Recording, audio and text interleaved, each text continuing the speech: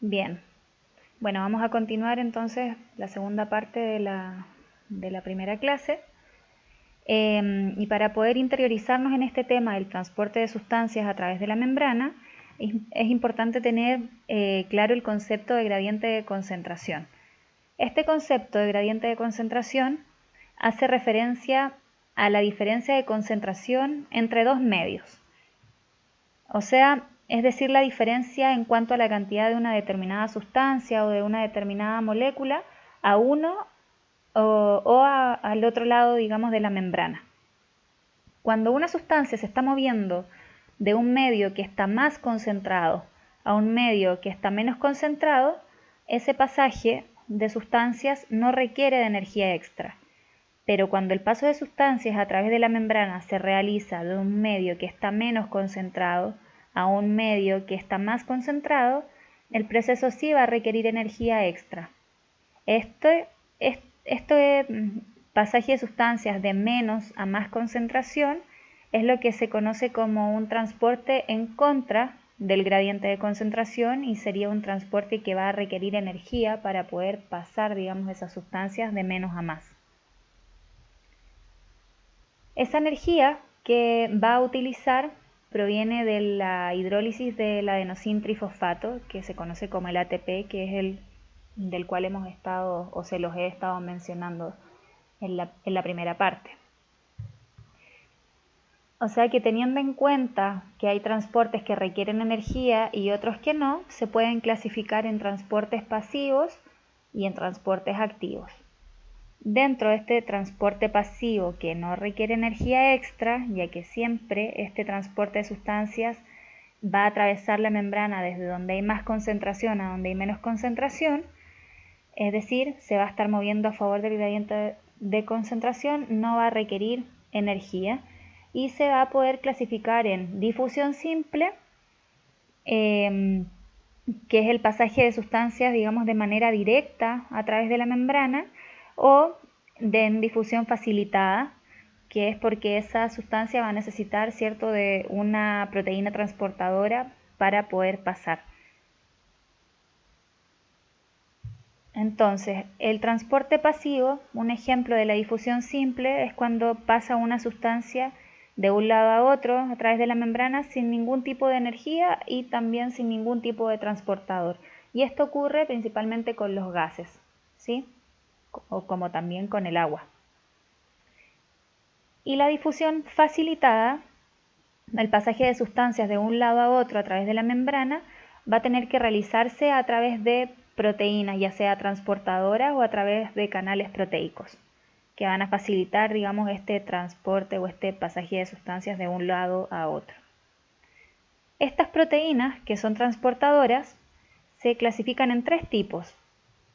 En proteínas uniporte, que van a transportar una sola sustancia y siempre la van a transportar a favor del gradiente de concentración. También están las proteínas que son cotransporte, en las cuales encontramos la simporte, que lo que hace es pasar a dos sustancias en un mismo sentido. O sea, las dos sustancias entran o las dos sustancias salen de la célula. Y la proteína que se clasifica como antiporte porque una sustancia va a salir de la célula y la otra sustancia va a estar entrando a la célula. O sea, las sustancias van en sentido contrario. Estos serían los transportes que van a ayudar, digamos, a que la molécula pase a través de la membrana. Hay que recordar también que la membrana tiene una permeabilidad selectiva, ¿sí? O sea que esta permeabilidad selectiva, para poder, digamos, tenerla, las sustancias van a tener que cumplir ciertos requisitos para atravesar esta membrana plasmática sin dificultad. Y estos requisitos son la polaridad de la molécula. Mientras más hidrófoba sea esa molécula, o sea, más liposoluble, va a poder circular con mayor facilidad a través de la membrana. Lo mismo pasa con el tamaño de la molécula. Mientras menor sea, va a ser más fácil también atravesar la membrana, a diferencia de que mientras una molécula sea más grande, va a ser más complejo poder atravesar esa membrana. Y también la carga eléctrica, que acá tienen que acordarse de que cualquier estructura que tenga carga eléctrica no atraviesa la membrana plasmática así como por difusión simple, sino que requiere una difusión facilitada, requiere de alguna proteína transportadora para poder atravesar esta membrana. Por ejemplo, estas sustancias pueden ser el sodio, el potasio, el cloro, que fueron aniones que mencioné cuando hablamos de medio interno, ¿sí? Y los gases pueden atravesar todos sin problemas la membrana plasmática. Todos los gases pasan, como les dije anteriormente, por una difusión simple, lo mismo que ocurre con el agua. Bueno, ahora vamos con el transporte activo. El transporte activo tiene 3 características. Requiere energía para poder pasar la sustancia, ya que siempre se hace en contra del gradiente de concentración. Y por tanto va a necesitar transportadores que van a permitir este paso de sustancias de un lado a otro. Recuerden que estos transportadores son estructuras proteicas que están ancladas a la membrana. Entonces, el transporte activo sí o sí va a necesitar una proteína transportadora y un ejemplo de esto son las bombas ATPasa. Acá podemos ver la bomba de sodio-potasio, que generalmente es la que está más distribuida en nuestro organismo. Y lo que hace acá es que transporta sodio hacia afuera de la célula. Aquí, esto sería el interior de la célula donde dice citoplasma. Lo que hace es transportar sodio hacia afuera de la célula, ¿sí? A través de esta proteína, utilizando ATP, hidrolizándolo, ya que va en contra, ¿cierto?, del gradiente de concentración.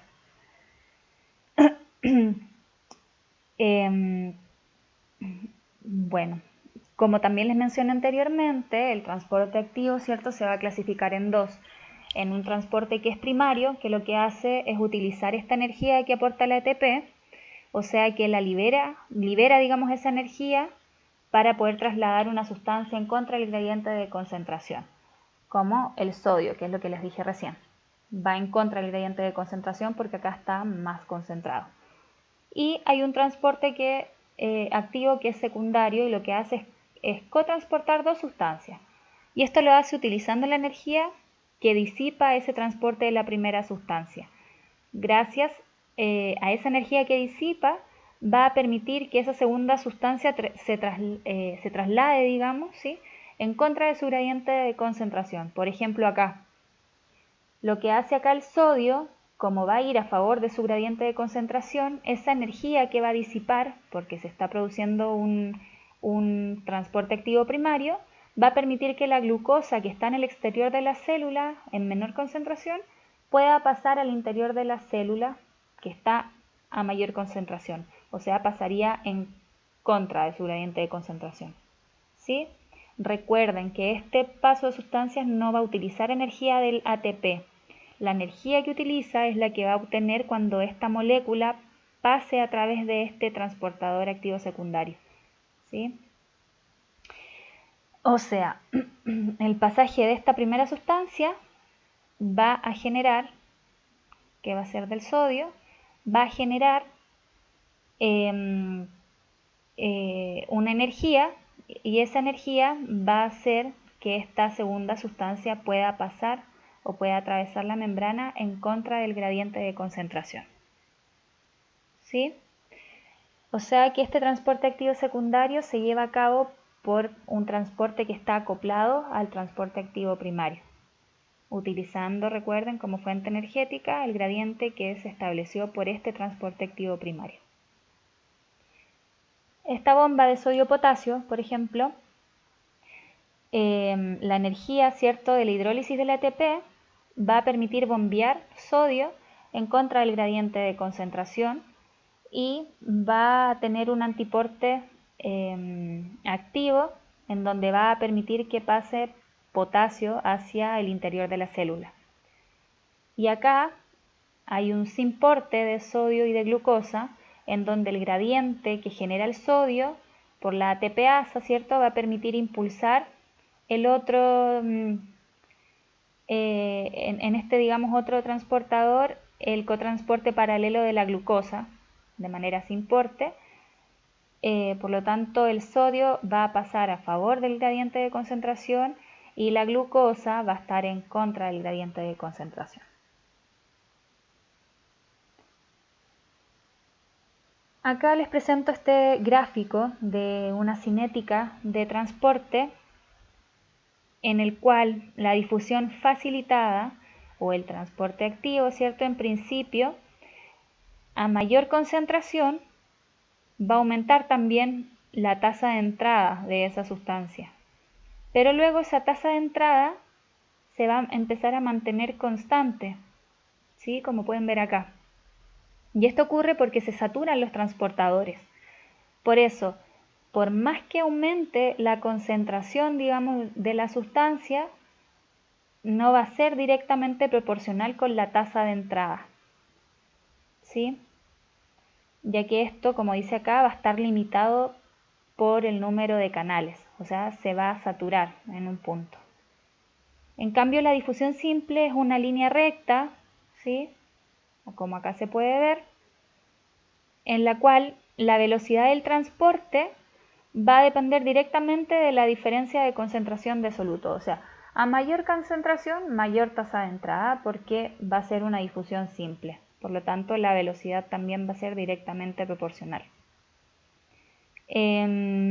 Bueno, acá, volviendo a la difusión facilitada, entonces va a tener una cinética que en algún momento se va a saturar, por lo tanto no va a ser lineal en todo momento, solamente en un principio, y va a llegar una instancia en la cual se va a formar una meseta, ya que el transportador se va a saturar. Un ejemplo de esto lo podemos ver en personas diabéticas, ya que las personas diabéticas, ¿cierto?, tienen un nivel de glucemia que está elevado en la sangre. Entonces la glucosa va a empezar a aparecer en la orina, lo que se conoce como glucosuria, y esto es cuando los transportadores en los túbulos renales se saturan y ya no pueden absorber más esa glucosa que se ha filtrado. Entonces esa glucosa que aparece en la orina va a ser un indicador certero de que la persona, digamos, posiblemente es diabética, ¿sí? Bueno, esto es lo que quería entonces mostrar con la cinética del transporte. Visto los conceptos anteriores, hay que también mencionar a la ley de Fick, que a lo que hace mención, digamos, es al flujo de sustancias a través de la membrana plasmática. O sea, acá lo que puse es que relaciona este flujo de las masas difundido en un medio con el gradiente de concentraciones, ¿sí? Acá les presento la fórmula. En esta fórmula pueden encontrar una diferencia de concentración relacionado con un área de membrana, también con un coeficiente de difusión, que este coeficiente va a hacer referencia a cuán soluble, ¿sí? Es una sustancia en un medio líquido, es un número fijo, y también acá se puede ver que está involucrado el espesor de la membrana. Todos los términos que están por encima, digamos, de la línea divisoria van a ser directamente proporcionales al flujo. O sea, cualquiera de estos tres parámetros, al ser mayor, el flujo de sustancias también lo va a hacer. Por ejemplo, en cuanto a la diferencia de concentración, mientras un medio más concentrado esté, mayor va a ser el flujo del paso de sustancias. Lo mismo con el área. Si el área va a ser más pequeña, va a ser más difícil también por donde van a pasar, por lo tanto el flujo va a ser menor. Si lo decimos de manera contraria, si el área es más grande, va a facilitar, digamos, el paso de sustancias, por lo tanto el flujo va a ser mayor. Y el espesor, que es el que vemos acá, es inversamente proporcional al flujo. O sea, a menor espesor quiere decir que la velocidad de entrada va a ser mayor. Pero si el espesor es mayor, la velocidad de entrada va a ser menor, ¿sí? Bueno, por último y finalizando, me gustaría hacerles o hablarles del concepto de osmosis de manera breve. La osmosis es un tipo de transporte especial en el que lo único que se mueve es el agua y siempre va a estar moviéndose de mayor concentración a menor concentración. Esta agua va a estar libre de solutos y va a servir para poder mantener la presión, digamos, osmótica de los líquidos intra y extracelulares similares. Lo que ocurre acá es que el agua va a tratar de equilibrar la osmolaridad de los diferentes líquidos. Entonces, por ejemplo, si nosotros tuviésemos un líquido hiperosmolar o hipoosmolar, lo que va a hacer el agua es tratar de equilibrar eso para poder llegar a un medio que sea isotónico. Por ejemplo, si ponemos nosotros una célula en un líquido que está hipoosmolar, por ejemplo acá, el agua lo que va a hacer es tender, digamos, a entrar a la célula y esa célula va a terminar estallando. Por el contrario, si el líquido es extracelular, o si el líquido, extracelular es hiperosmolar, lo que va a tender a hacer el agua es a salir de la célula para poder equilibrar estas presiones osmóticas y lo que ocurre, digamos, con la célula es como que se encoge. Bueno, ninguno de estos dos acontecimientos, ni este, es bueno para la salud humana. Por lo tanto, siempre el líquido intra y extracelular deben ser similares y hay hormonas y diferentes sistemas que se encargan de mantenerlo. Bueno, pero en esta clase lo importante es que nos vamos a quedar con que el concepto de la osmosis es el movimiento de agua libre de solutos a través de la membrana celular y va a ir de mayor concentración a menor concentración. Así que bueno, chicos y chicas, damos por finalizada esta clase, la primera clase correspondiente a la fisiología celular. Y bueno, voy a dejar un espacio en la cátedra virtual para que ustedes puedan hacer sus consultas respecto a este tema. Y también, como lo dijo el profesor Nicolás, si desean escribirnos también o comunicarse con nosotros por medio del correo institucional, también no va a haber ningún inconveniente. Así que vamos a estar atentos a sus consultas. Muchas gracias por su atención.